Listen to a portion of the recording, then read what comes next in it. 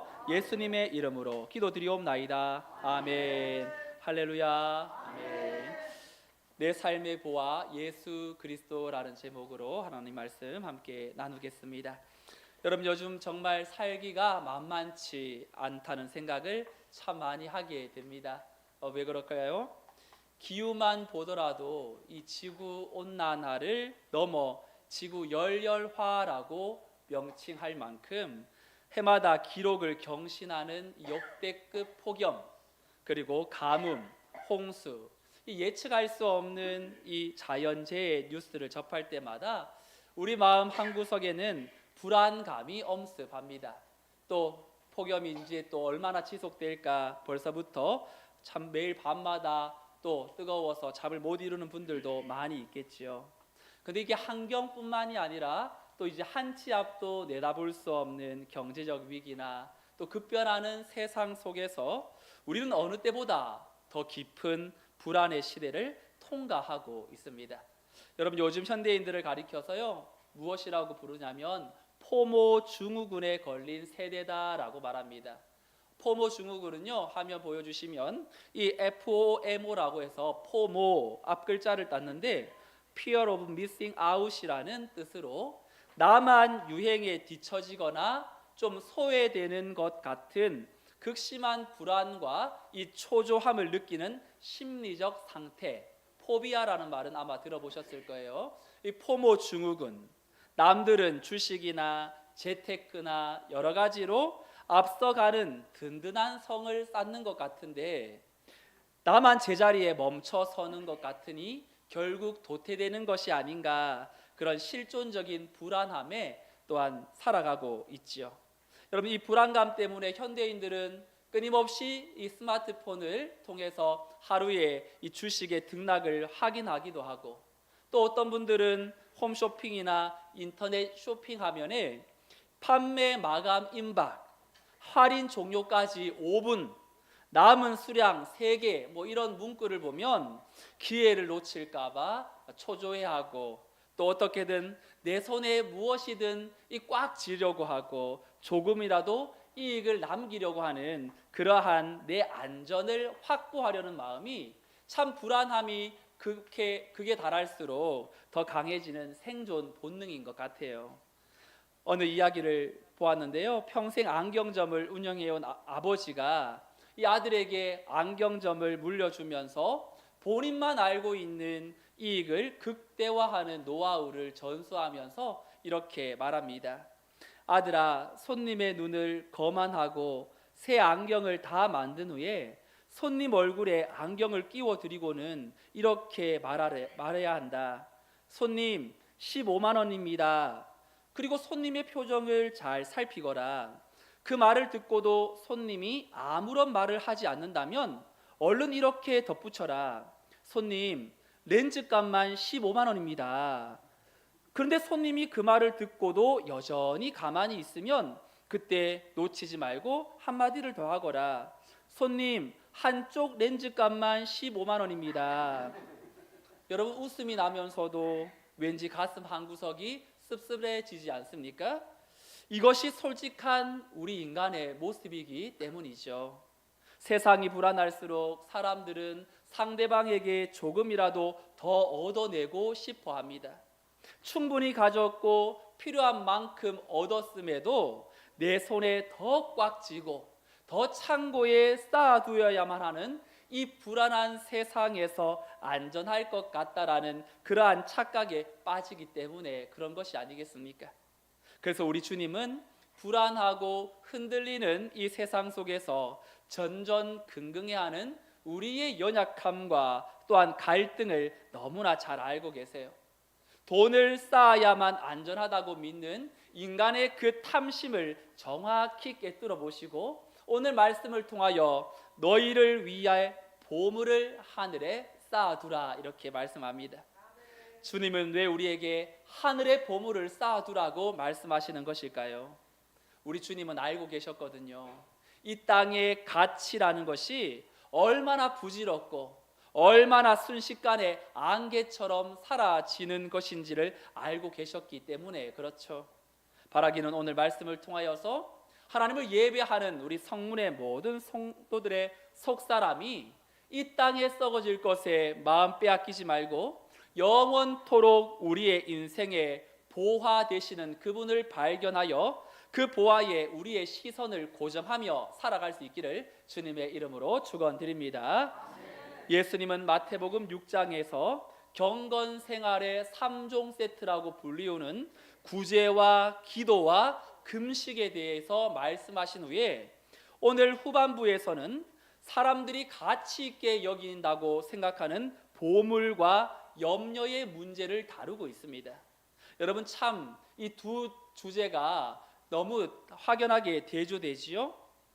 구제와 기도와 금식이라는 경건 생활과 그리고 이후에 염려와 일상의 보물의 문제를 다루고 있는 걸 보면 우리 주님은 경건한 것 또한 신앙생활이라고 하는 것과 일상의 현실 생활을 전혀 구분해서 어느 한쪽은 거룩하고 어느 한쪽은 세속적이다라고 말씀하지 않는다는 거지요. 신앙생활도 또한 현실 생활도 우리의 삶에 하나님이 우리에게 주신 거룩한 생활이라는 걸 알게 하시는 거지요.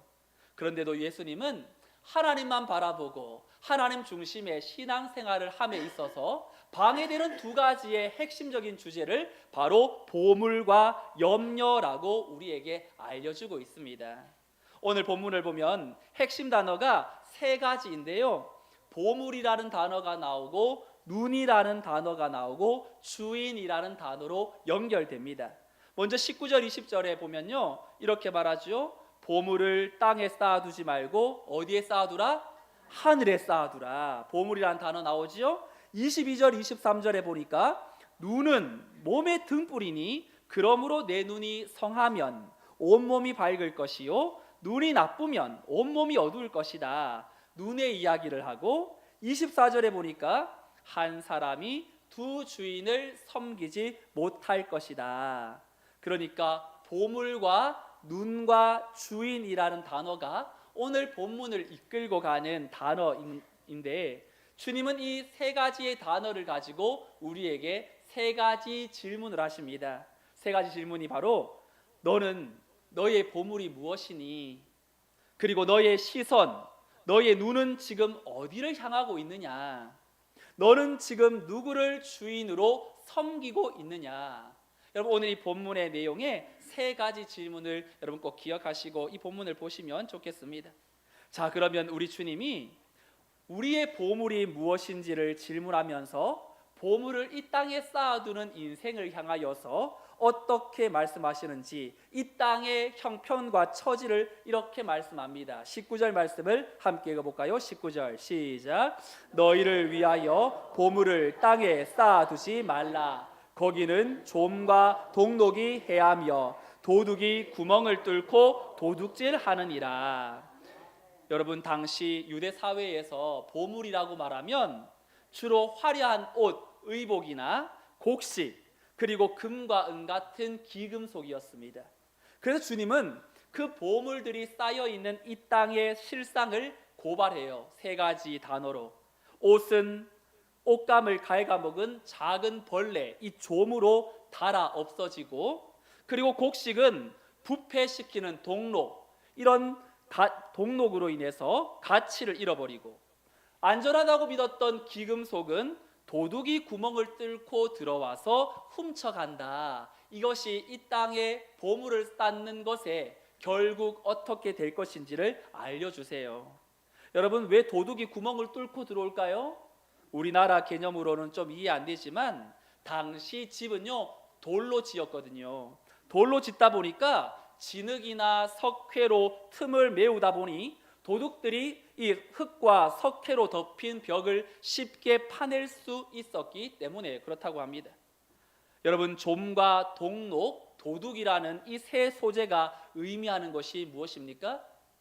이 세상의 모든 물질들이, 소유하는 것들이 언젠가는 유한, 한계가 있고 변질되기 쉽고 원치 않게 사라질 수 있는 불안정한 것들이라는 걸 말해주는 소재들이죠. 본문에서 말하는 보물은요, 단순히 재물, 물질만 말하는 것이 아니에요. 21절에 보니까 내 보물이 있는 그곳에는 내 마음도 있느니라. 여러분들의 보물이 무엇이냐면 내가 지금 이것만 가질 수 있으면 행복할 텐데 그것이 보물이에요. 내게 행복, 가치, 보람을 준다고 생각하는 것이 보물이죠. 우리 청년들은 원하는 회사에 취직하려고 하는 그 회사가 보물이고, 또 우리 사랑하는 장년 성도들에게는 오늘 조금 더 있으면 좋겠다는 물질이나 아니면 자녀나 또 인정받기를 원하는 그러한 마음들, 내 마음을 지배하고 있는 것이 바로 보물이라는 거죠. 여러분들이 지금 어디에 시간을 많이 쏟고 있느냐, 어디에 내 돈을 제일 많이 투자하고 있느냐를 보면 내 마음의 보물이 무엇인지를 또한 알 수 있겠죠. 여러분, 우리의 보물이 무엇이든지 간에 그 보물은 한 가지 공통점을 가지고 있습니다. 어떤 공통점이 있냐면 영원하지 않다라는 것이고, 그리고 예기치 못한 경제 위기와 사고와 건강의 상실이라는 도둑 앞에 한순간에 무너질 수밖에 없다라는 거죠. 그래서 우리 주님은 보물을 땅에 쌓아두지 말고 하늘에 쌓아두라라고 말씀하면서 19절 20절을 다시 보여주면 공통된 문구가 있어요. 너희를 위하여 보물을 땅에 쌓아두지 말라, 오직 너희를 위하여 보물을 하늘에 쌓아두라. 여러분, 공통된 문구가 뭡니까? 너희를 위하여. 여러분, 땅에 보물을 쌓는 사람도 나를 위해 쌓아요. 근데 그 목적이 내 자신을 위하여인데, 주님이 볼 때에는 그거 너를 위한 게 아니다. 너는 너를 위해서 이 땅에 보물을 쌓아두지만 그것이 너를 위한 것이 아니다. 그러면서 주님은 오직 너희를 위하여라고 말씀하시면서 그 보물을 하늘에 쌓아두라. 진짜 너를 위한 것이 무엇인 줄 아느냐? 진짜 너를 위하여서 쌓아야 될 곳은 이 땅이 아니라 하늘에 보화를 쌓는 것이다 라고 주님께서 말씀하십니다. 그렇다면 여러분, 보물을 하늘에 쌓는다라는 것은 무엇을 말하는 것일까요? 이 말씀을 헌금을 많이 하면 하늘의 통장에 돈이 저축된다라는 뜻으로 생각해서는 안 되지요.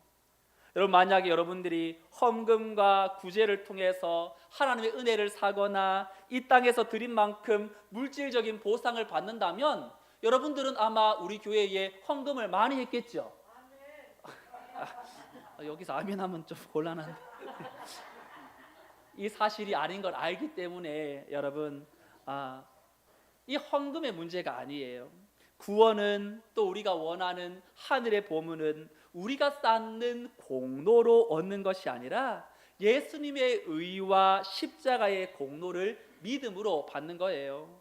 하늘의 보물을 쌓는 것은 오직 은혜로 구원받은 성도가 하나님 나라의 가치에 따라 살아갈 때 하나님께서 그 믿음과 사랑의 열매를 기뻐하시고 기억하신다라는 의미입니다. 여러분, 어떤 사람이 조만간 다른 나라로 이민을 간다고 한번 생각해 보세요. 비행기 표도 끊었고 이제 몇 날이 지나면 그 나라에 가서 평생을 살아야 합니다. 그런데 이 사람이 이민 갈 준비는 전혀 하지 않고 곧 떠날 집에 이 벽지를 새로 바르고 최고급 가구를 들여놓고 싱크대를 바꾸느라 전 재산을 다 허비하고 있다면 여러분들은 그 사람을 보고 무엇이라고 말하겠습니까? 참 어리석다. 거기는 곧 떠날 곳인데 왜 거기에 돈을 쓰고 있느냐? 그 돈을 달러로 바꾸든지 그 나라 화폐로 환전해서 미리 송금해 두어야 되지 않겠느냐? 이렇게 말하지 않겠습니까? 근데 여러분, 우리의 삶이 정확하게 이와 같아요. 우리는 이 땅의 나그네입니다. 나그네라는 건 이 땅에 목적지가 없는 거예요. 언젠가 우리는 반드시 영원한 하나님 나라로 이민 가게 될 겁니다. 그런데 곧 떠날 이 땅의 집을 넓히고 언젠가는 두고 가야 할 이 땅의 통장 잔고를 늘리는 데만 온 마음과 에너지를 쏟아 붓는다면 그것만큼 안타까운 인생이 어디에 있겠습니까? 주님이 말씀하시는 보물을 하늘에 쌓아두라라는 건 썩어 없어질 것을 영원한 것으로 바꾸어 사용하라라는 말이에요. 곧 하나님께서 우리에게 맡기신 시간, 물질, 재능, 이것을 내 자신을 위해서만 쌓지 말고 하나님 나라와 이웃을 위하여 사용하라는 것입니다.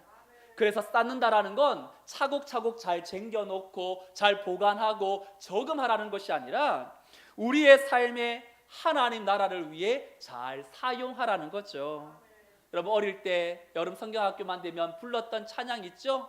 사랑은 참으로 버리는 것 더 가지지 않는 것, 이상하다 동전 한 입 움켜잡으면 없어지고 쓰고 빌려주면 풍성해져 온 세상에 가득하네. 노래 아시죠? 여러분 이 노래가 바로 진리이지요. 여러분 하늘에 쌓는다라는 건 이 땅에 하나님의 뜻을 따라 누군가를 향하여 사랑한 흔적이고 연약하고 소외된 이웃을 향하여 흘려보낸 섬김의 손길이요, 물질보다 하나님을 더 신뢰함으로 드린 믿음의 고백이며 손해를 감수하면서도 진실과 의를 붙든 순종이며 복음과 영혼을 위하여 기꺼이 내어드린 시간과 물질과 눈물이 하늘에 쌓는 것입니다. 내가 가진 시간과 물질과 재능을 영원한 하나님 나라의 가치를 위해 사용하는 것이 곧 하늘의 보물을 쌓는 것입니다. 그러나 사랑하는 성도 여러분, 우리는 여기에서 한 걸음 더 들어가야 합니다. 하늘의 보화는 우리에게 주신 것을 가지고 하나님을 위해 또한 하나님이 맡겨주신 우리의 이웃과 또 이 나라 민족 열방을 향하여 우리가 선교헌금하고 누군가를 돌아보고 그들을 세우는 일, 그것도 중요하지만 여러분 이것이 우리가 지치면 하기 싫어져요. 여러분 그렇지 않습니까? 사람은요 한계가 있어요. 성령 충만이 매일매일 지속되는 것이 어려워요. 그래서 우리는 오늘 이 하늘의 보화를 쌓는 것 전에 누가 보화인지를 발견하는 것이 더 중요한 문제입니다. 초신자일 때는 예수님을 믿으면서 예수님 나 이런 문제 있어요, 이 문제 해결해 주세요. 예수님이 내 문제를 해결해 주기를 원하고 내 필요를 채워주기를 원하고 내게 필요한 보물을 또한 허락해 주시기를 원합니다. 그래서 우리는 주님을 찾으면서도 사실은 주님 자신보다 주님이 주시는 것을 더 사랑할 때가 많이 있죠. 그러나 믿음이 성숙해질수록 달라집니다. 예수님께 무엇을 구했다면 이제는 예수님 자신을 구하는 단계로 나아가야 합니다.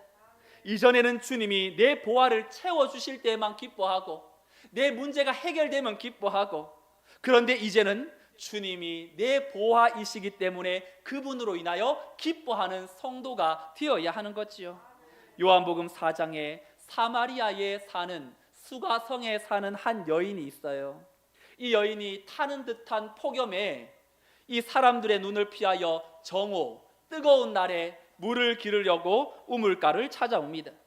매일 먹어도 마셔도 다시 목마른 현실의 결핍과 불안을 해결하기 위해서 이 물통을 쥐고 제일 뜨거운 시간, 남들은 다 낮잠 자는 시간에 이 여인이 홀로 옵니다. 그런데 그 태양이 뜨거운 빛 앞에 누가 그를 기다리고 있었습니까? 예수님이 기다리고 있었지요. 예수님이 이 여인을 만나 특별히 기다리셨다가 우물가에서 물을 기르는 이 여인에게 물 좀 달라 이렇게 말씀하세요. 그러자 여인이 예수님을 위아래로 쳐다보더니 유대인인 남자가 이 사마리아인 여자에게 물을 달라고 하는 것이 너무 이해가 되지 않았어요. 요한복음 4장 9절에 이렇게 되어 있거든요. 함께 읽어볼까요? 시작. 사마리아 여자가 이르되 당신은 유대인으로서 어찌하여 사마리아인 여자인 나에게 물을 달라 하나이까 하니 이는 유대인이 사마리아인과 상종하지 아니함이로라. 상종하지 않는다, 아는 척도 안 한다, 그곳에 방문도 안 한다라는 뜻이죠. 두 민족 간의 사이가 그렇게 좋지 않았기 때문에 상종하지 않을 만큼 원수 보듯이 했으니 유대인 남자가 말을 거니까 너무 놀랐어요. 그런데 주님이 이런 말을 합니다. 10절에 보니까 예수께서 대답하여 이르시되 내가 만일 하나님의 선물과 또 내게 물 좀 달라 하는 이가 누구인 줄 알았더라면 내가 그에게 구하였을 것이요 그가 생수를 내게 주었으리라. 생수를 준다는 말에 이 여인의 눈이 번쩍 뜨였습니다. 생수? 그런데 그 생수는 어떤 생수냐면 14절에 한 번 더 주님이 이렇게 덧붙여요. 14절 함께 읽어볼까요? 시작. 내가 주는 물을 마시는 자는 영원히 목마르지 아니하리니 내가 주는 물은 그 속에서 영생하도록 솟아나는 샘물이 되리라. 아멘. 세상에나 이런 물이 있다니. 여러분, 저는 한때 프랑스 알프스 지역에 눈과 빗물이 오랜 시간 지층을 통과하면서 자연적으로 여과되고 미네랄을 풍부하게 함유하고 있는 천년 이 광천수 에비앙이라는 물을 시중에 이 물보다 몇 배나 주고 산 적이 있었습니다. 그런데 여러분, 몇 배나 비싼 이 물을 마시는데 마치 기분은 제 몸에 더러운 성분이 다 빠져나가는 것 같은 그런 물맛이 달랐음을 느꼈거든요. 옆에 있는 친구가 야, 그 비싼 물이라며 나 한 모금만 마시면 안 될까? 안 돼 하고 저 혼자 다 마셨어요. 너 비싸니까, 가치 있으니까.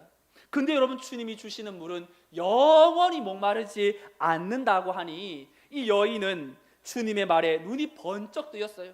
그러면서 15절에 이렇게 말합니다. 주여, 그런 물을 내게 주사 목마르지도 않고 또 여기 이 뜨거운 날에 물 기르러 오지도 않게 하여 주옵소서. 처음에 여인은 이 예수님을 유대인 남자라고 보고 왜 나에게 말 거냐라고 보았는데 목마르지 않는 물을 준다고 하니까 얼마나 기분이 좋고 또 야, 그런 물이 있다면 나 너무너무 행복하겠다. 그 물에 집중하지요. 근데 예수님이 그 물은 안 주고 뭐라고 말하냐면 가서 내 남편을 불러오라라고 이렇게 말씀하시며 여인의 가장 깊은 상처와 목마름을 건드리십니다. 여인은 물이 부족해서 목말랐던 사람이 아니었어요. 한때 남편이 5명이나 있었던 사람으로 깨어진 관계에서 반복되는 실패, 그로 인하여 사람들의 시선과 수치심으로 영혼이 메말라 있었던 사람이었습니다. 예수님은 여인의 겉모습보다 그 마음 깊은 갈증을 꿰뚫어 보시고는 주님의 그의 마음에 남편을 불러오라 하며 그 주님이 주님 되심을 드러내세요. 그러니까 이 여인은 유대인 남자에서 이 주님을 나중에 보니 주여, 내가 보니 주님은 선지자로소이다. 그 마음의 모든 상태를 알고 계시니까. 그러니까 이 여인이 선지자니까 또 궁금증이 생기는 거예요. 예배, 우리 사마리아인은 이 산 그리심산에서 예배해야 되는데 당신 유대인들은 예루살렘에서 예배해야 한다고 하니 어디서 예배하는 것이 진짜 하나님을 예배하는 것입니까? 그 예배의 관심에 있어 20절에 이렇게 말하지요. 우리 조상들은 이 산에서 예배하였는데 당신들의 말은 예배할 곳이 예루살렘에 있다 하더이다. 그런데 주님은 장소가 아니라 21절에 보니 이 산에서도 말고 예루살렘에서도 말고 너희가 아버지께 예배할 때가 이르리라. 여전히 장소에 국한되어서 이 여인이 이곳에서만 예배해야 한다라는 조상들로부터 내려왔던 그 신념, 전통, 거기에 모든 마음이 빼앗겨 있다 보니까 주님에게 이렇게 말해요. 25절에 함께 읽어볼까요? 25절 시작. 여자가 이르되 메시아 곧 그리스도라 하는 이가 오실 줄을 내가 아노니 그가 오시면 모든 것을 우리에게 알려주시리이다. 여러분, 이 여인은 메시아가 오면 예배의 문제를 해결해 주실 겁니다. 어디서 예배해야 될지 진짜 알려주실 겁니다. 그런데 이 말 끝에 주님은 여인에게 자신이 누구인지를 밝혀요. 26절 예수께서 이르시되 내게 말하는 내가 그라 하시니라. 여인은 처음에는 물을 구했어요. 목마르지도 않는 물이 있다고요? 그 물을 내게 주세요. 네 남편을 불러와라. 어떻게 내 형편을 아세요? 주님, 제가 보니 주님은 선지자입니다. 그런데 주님이 선지자니까 물어볼게요. 예배는 어디서 드려야 합니까? 그때 주님은 예배는 장소가 중요한 게 아니라 영과 진리로 예배할 때가 오나니 곧 이때라. 하나님은 영으로 진리로 예수 그리스도를 앞세워 예배하는 자들을 찾으신다고 이렇게 선포하자 이 여인의 심령의 가슴이 뻥 뚫리면서 그의 행보가 어떻게 달라지냐면 28절 29절 말씀 함께 읽어보죠. 시작. 여자가 물동이를 버려두고 동네로 들어가서 사람들에게 이르되 내가 행한 모든 일을 내게 말한 사람을 와서 보라. 이는 그리스도가 아니냐 하니. 여인은 물을 얻기 위해 우물에 왔어요. 예수님을 만났습니다. 그리고 물동이를 버려두고 동네로 달려갑니다. 여러분, 물동이를 버려둔다는 건 더 이상 물동이가 필요하지 않다라는 뜻이 아닙니다. 물을 잊어버릴 만큼 더 크고 귀한 보화를 발견했다라는 뜻입니다. 이 여인은 처음에는 영원히 목마르지 않는 물을 내게 달라고 말했지만 이제는 사람들에게 가서 와서 보라, 이는 그리스도가 아니냐 외치는 전도자가 되었습니다. 관심의 중심이 예수님이 주시는 그 물에서부터 예수님 자신으로 바뀌었어요. 이것이 보화를 발견해 나가는 과정이죠. 여러분, 우리는 전에는 주님이 주시는 것에 목말라 했고 그 문제가 해결되어야 좋고 이 문제가 해결 안 되면 나 힘듭니다, 생떼를 부리며 하나님께 원망하며 따졌지만 이제 우리의 보물은 눈에 썩어질 것에 있는 것이 아니라 우리가 바라보는 그 보화가 예수님으로 바뀔 때 그 환경은 그대로인데 그 환경을 넘어서는 우리의 마음이 달라지게 되는 줄로 믿습니다. 같은 상황에서도 전에는 두려움으로 보였던 것들이 이제는 하나님을 더 의지하게 만드는 자리로 보이고, 전에는 손해로만 보이던 것이 이제는 순종의 기회로 보이고, 전에는 견디기 싫던 시간이 이제는 주님과 함께 동행하는 시간으로 보이죠. 내 눈이 바뀐 거예요. 보물이 바뀐 거지요. 여러분, 썩어질 것에 보물을 두면 그 보물 때문에 전전긍긍하고 오늘도 그 보물 때문에 내 마음이 힘들지만 주님을 보물로 바꾸는 그 순간 내 삶은 세상의 어떤 상황 가운데도 그 어디나 천국을 거명하며 태산을 넘어 험곡에 가도 빛 가운데로 걸어가는 주님 때문에 하늘나라를 경험하게 되는 줄로 믿습니다. 예수님은 결론적으로 24절에 이렇게 우리에게 선포하십니다. 24절 함께 읽어보죠. 시작. 한 사람이 두 주인을 섬기지 못할 것이니 혹 이를 미워하고 저를 사랑하거나 혹 이를 중히 여기고 저를 경히 여김이라. 너희가 하나님과 재물을 겸하여 섬기지 못하느니라. 아멘. 썩어질 재물이냐 영원한 하나님이냐, 두 가지를 다 섬길 수는 없다. 하나만 섬겨야 한다. 정리하면 19절은 보물을 땅에 쌓아두지 말라는 말씀이 결국 24절에 하나님과 재물을 겸하여 섬기지 못한다라는 결론에 이릅니다. 처음에는 보물을 어디에 쌓을 것인가 거기에 문제로 보였지만 예수님은 소유를 관리하는 것이 아니라 바로 그 소유는 내 마음의 방향이요, 그리고 주인이 누구인지를 또한 나타내는 문제라고 밝히십니다. 사랑하는 성도 여러분, 오늘 주님은 우리에게 소유를 너무 탐내지 마라, 하나님만 섬겨라, 소유를 다 버려라, 이거 말하려고 하는 게 아니에요. 더 깊은 자리로 우리를 이끄세요. 내가 너의 보화가 되기를 원한다라고 말씀하세요. 예수님은 내 보화를 채워주는 수단이 아니라 그분 자신이 내 인생의 가장 크고 영원한 보화이십니다. 세상의 보화는 붙들수록 불안하지만 그리스도는 붙들수록 평안한 줄로 믿습니다. 세상의 보화는 잃을까봐 초조하지만 그리스도는 결코 우리를 버리지 않습니다. 세상의 보화는 우리를 실망시키지만 그리스도는 영원히 변함이 없으십니다. 그러므로 신앙의 성숙은 예수님을 통해 내 인생에 필요한 것을 얻는 데 멈추는 것이 아니라 그분을 얻는 데까지 나가야 한다는 것이죠. 주님, 이것을 주십시오라고 예전에는 기도했다면 이제는 주님 한 분만으로 충분합니다라는 고백으로 나아가고, 이전에는 주님 내 보화를 지켜주십시오, 이거 안 되면 안 됩니다라고 기도했다면 주님이 내 보화가 되어주시니 이제 어떤 상황도 저는 마주할 수 있습니다라고 기도해야 하고, 이전에는 주님이 내 삶을 편안하게 해주셔야만 감사했지만 이제는 주님이 내 안에 계시기 때문에 감사합니다라고 고백하는 것이죠. 사랑하는 성도 여러분, 오늘 우리 주님께서 너는 나에게 무엇을 얻고 싶으냐? 그리고 더 깊이 물어보세요. 너는 정말 나를 원하느냐? 사랑하는 성도 여러분, 이 질문 앞에 우리의 고백이 어떠해야 하겠습니까? 주님, 저는 그동안 주님보다 주님이 주시는 것을 더 사랑했습니다. 지금도 주님이 주실 그것만 바라보고 있습니다. 주님보다 세상의 보화를 더 귀히 여겼습니다. 그런데 이제는 알게 되었습니다. 내 인생의 참된 보화는 따로 있습니다. 내 삶의 보화는 오직 예수 그리스도이십니다. 주님이 계시면 나는 잃은 자가 아니요, 주님이 계시면 나는 가난한 자가 아니요, 주님이 계시면 나는 가장 귀한 것을 가진 사람입니다. 그러나 주님, 내 손이 아니라 내 마음을 붙들어 주시고, 내 통장이 아니라 내 시선을 지켜주시고, 내 소유가 아니라 내 주인이 바뀌게 하셔서 이 땅을 살면서도 하늘의 보화를 품고 사는 자가 되게 해달라고 기도할 수 있기를 소망합니다.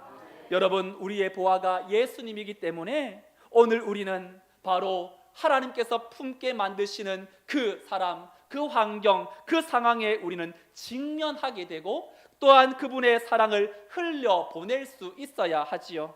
이 한 주간 썩어질 것에 우리 마음이 빼앗기지 말고 영원한 보화이신 예수님께 시선을 고정하여 내 삶을 통하여 진짜 보화를 소유한 자답게 그 보화를 다른 이들에게도 흘려보내므로 또한 예수님 그 자체로 내 삶의 기쁨, 내 삶의 만족, 내 삶의 안전, 나의 영원한 영광이 되기를 주님의 이름으로 축원드립니다. 아멘. 다 같이 자리에서 일어나셔서 내가 주인 삼은 모든 것 내려놓고 함께 찬양하며 우리의 인생의 보물을 주님께로 향하는 시간이 되기를 원합니다.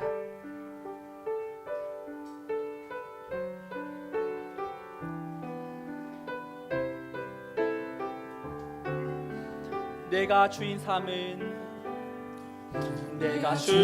삼은 모든 것 내려놓고 내 주 대신 주 앞에 나가 내가 사랑했던 모든 것 내려놓고 주님만 사랑해. 다시 한번 내가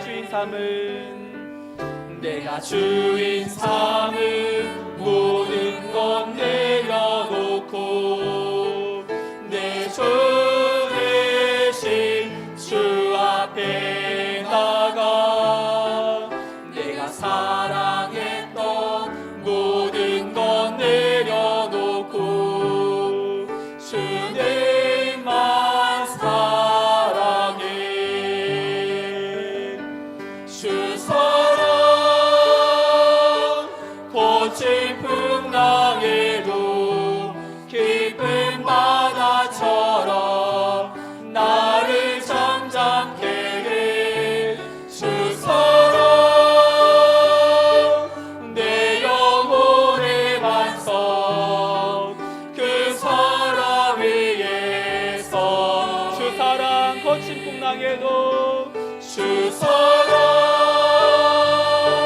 거친 풍랑에도 깊은 바다처럼 나를 잠잠케 해. 주 사랑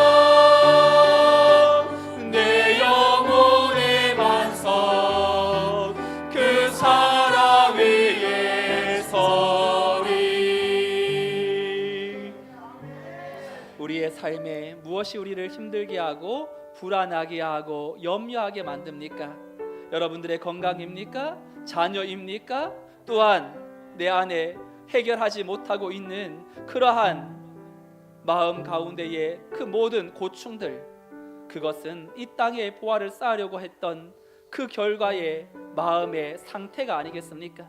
보화이신 주님이 오늘 우리의 영원한 보물이심을 기억한다면 우리의 삶의 자리에서 우리는 그 환경을 마주하게 되고 그 상황 가운데에도 주님의 사랑을 붙들고 믿음으로 나가게 될 것입니다. 이 시간 기도하겠습니다. 땅에 썩어질 보물에서 영원한 보화이신 예수님께 시선을 옮기게 하여 주옵소서.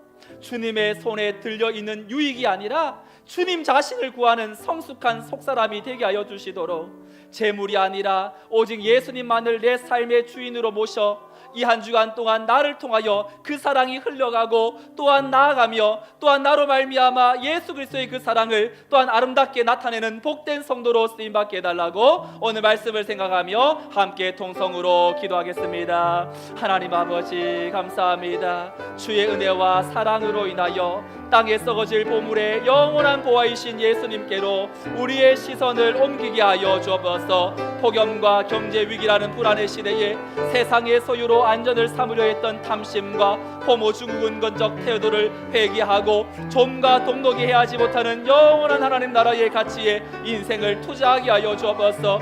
수가성 여인처럼 처음에는 현실의 목마름을 채워줄 무엇인가만을 구했던 초신자적 모습을 벗어나 이제는 내 영혼에 영생하도록 솟아나는 샘물이자 하나님의 선물인 예수의 그분 자체를 갈망하고 소유하는 깊은 신앙으로 나아가게 하여 주옵소서. 재물이 아니라 예수 그리스도만을 내 삶의 유일한 주인으로 모시게 하여 주옵소서.